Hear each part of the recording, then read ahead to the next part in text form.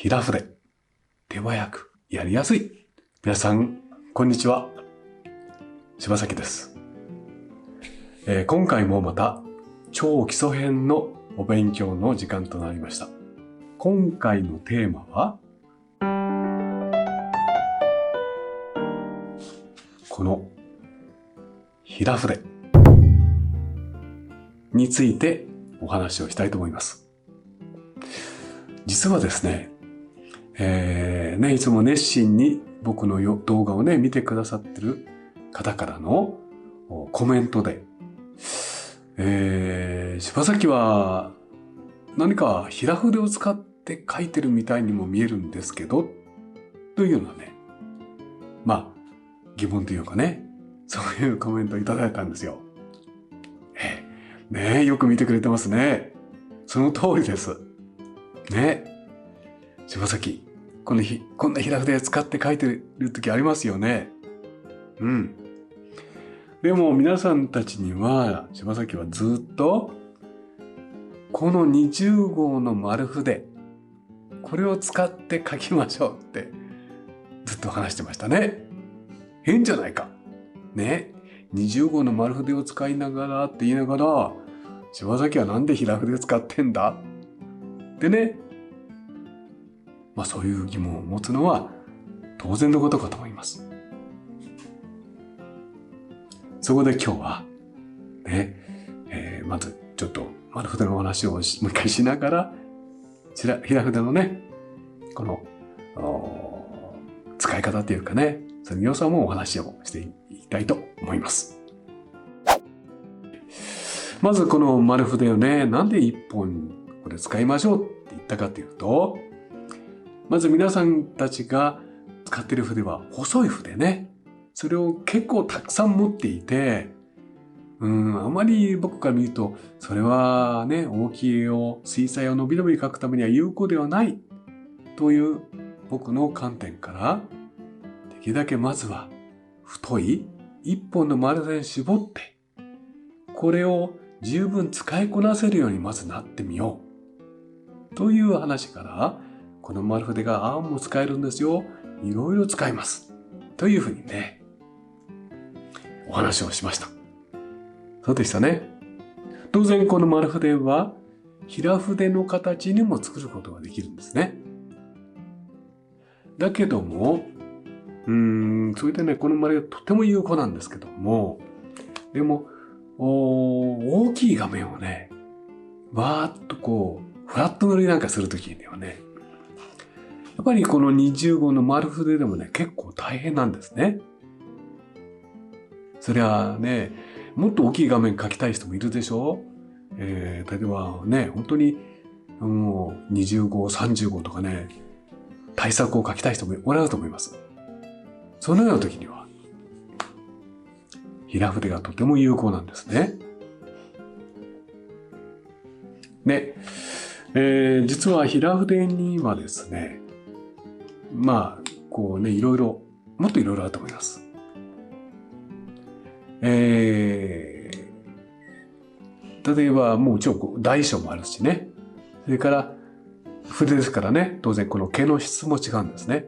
これは何の毛かわかんないけど、これなんか動物の毛らしいですね。これはナイロンです。それぞれね、良さがあるんですけど、今回はね、この大きい平筆で、これがどのくらいね、有効な使い方があるのかというお話をしたいと思います。とにかく大きい平筆は大きい画面にね、フラットにするときにとってもいいんですよ。だから柴崎は、いつもね、皆さんにお見せする絵は6号サイズの絵なんですけども、背景とかね、そういうとこ大きく塗るときはこんな平筆を使ったりしてます。で、それを見られた方からのご質問だったんですね、きっと。では、まず、この筆でフラット塗りをやってみたいと思います。当然、まず最初、もういつも同じですね。絵の具の溶き方は。お水をたっぷり持ってきて、ここに落とすわけですね。これはもう、いつも同じです。はい。これは当然、筆が大きくなればなるほど、もうここにお水をたくさん一気に持ってくることができるんですね。またブルーにしようかな。またブルーです。ですね。もうジャブジャブですから、だからこんな平筆ね、ここに生きがい持ってきたら、ここに持ってきちゃダメですよ。もうここジャブジャブになっちゃいますからね。はい。洪水になってしまいますので、必ずここでこうやって落として、こう解かなきゃダメです。もう大きい筆だったらなおさらです。こうですね。よいしょ。ゆっくりやりましょう。ゆっくりですね。よいしょ。はい。それで、じゃあ、これでいいとして塗ってみましょう。まずたっぷり筆に含ませますね。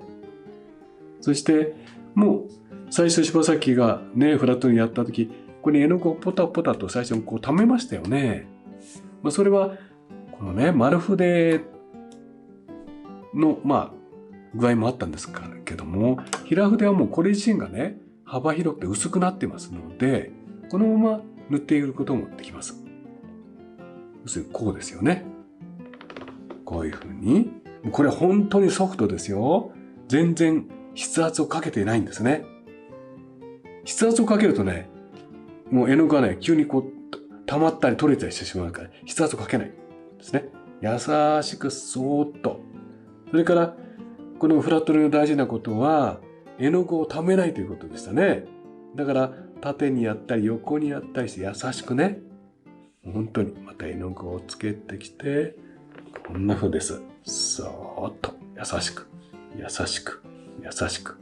それから、ここで、ね、少しここでコントロールして、軽く、優しくね、そーっと触ってあげます。どっか溜まったところから、溜まりすぎがないようにね。そーっと。筆がね、とっても絵の具の含みはいいですから、ちょっと気をつけないとね、絵の具が溜まっちゃうんですよね。で、こうやって、やってから、そのまま放置するというわけですね。いじらない。ほら、とっても、フラットのやりやすいでしょこれだと。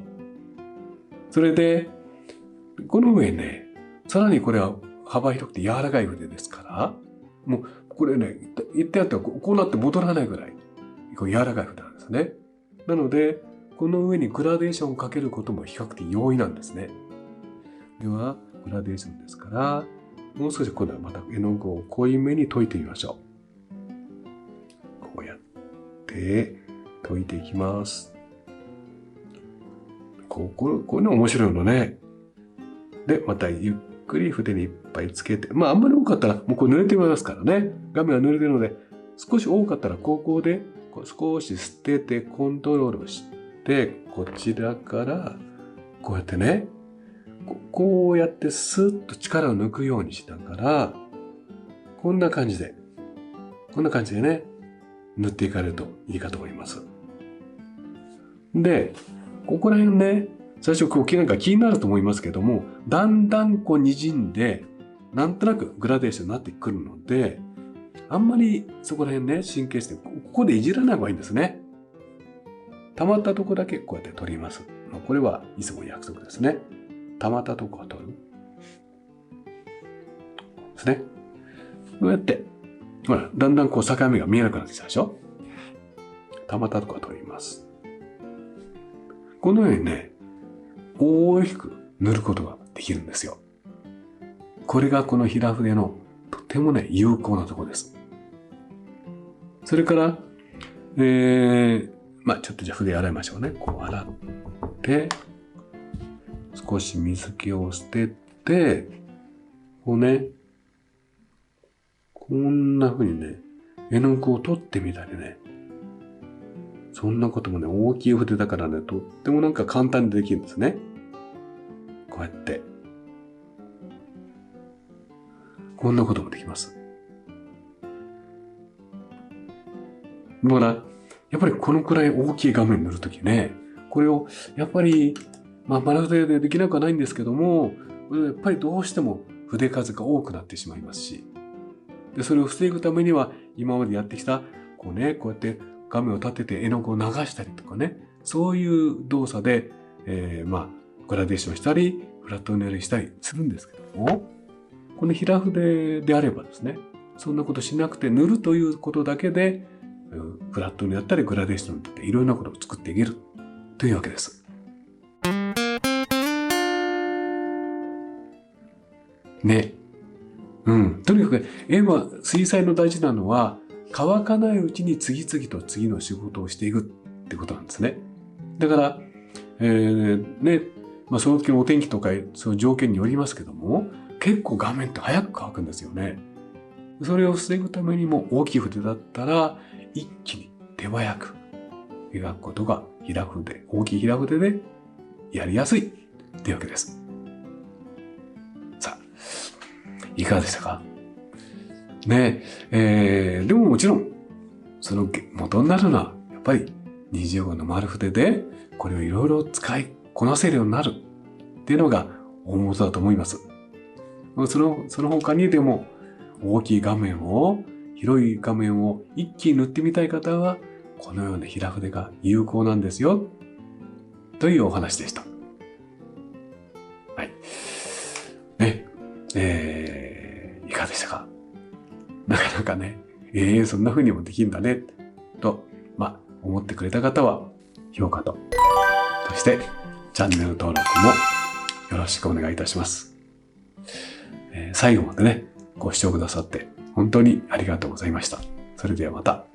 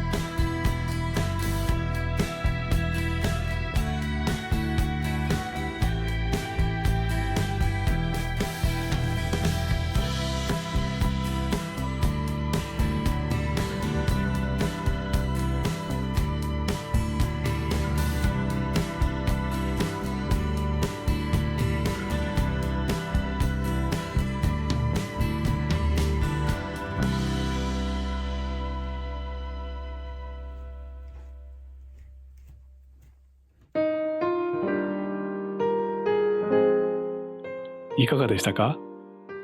チャンネル登録もよろしくお願いします。